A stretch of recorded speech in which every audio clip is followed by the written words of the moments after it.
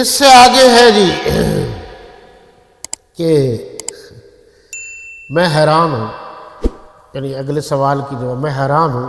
کہ اللہ نے مولانا حق نواز جھنگوی رحمۃ اللہ تعالیٰ علیہ کو کیا مقام دیا تھا، آپ کے علم میں ہے یا نہیں ہے؟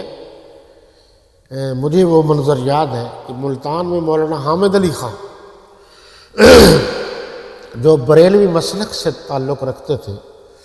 وہ جب بازار سے گزرتے تو بازار کھڑا ہو جاتا تھا۔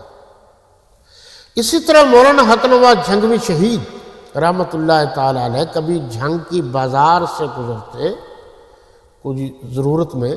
تو وہ پورے کا پورا احتراماً بازار کے لوگ کھڑے ہو جاتے تھے۔ یہ جھنگوی شہید کا اتنا بڑا اکرام تھا۔ اور آپ کو یاد ہوگا، یہ ہمارے دوست بیٹھے ہیں ان کو یاد ہوگا کہ مولانا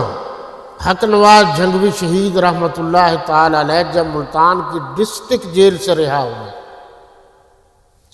اور ان پر ناجائز قتل کا پرچہ کروایا گیا تھا،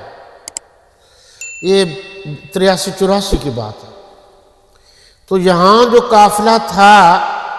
کاروں کا وہ تو تھا ہی، لیکن جب مولانا حق نواز جھنگوی رحمۃ اللہ تعالی علیہ کا قافلہ پہنچا، بازار سے گزرا، تو بازار جھنگ کی بازار کے جوانوں نے مولانا حق نواز جھنگوی شہید رحمۃ اللہ تعالی علیہ کی کار کو اوپر اٹھا لیا تھا۔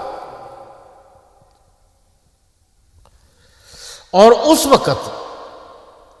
جو جھنگوی صاحب کے ساتھ تصویریں دیکھی، ایک چھوٹا بچہ نظر آتا ہے،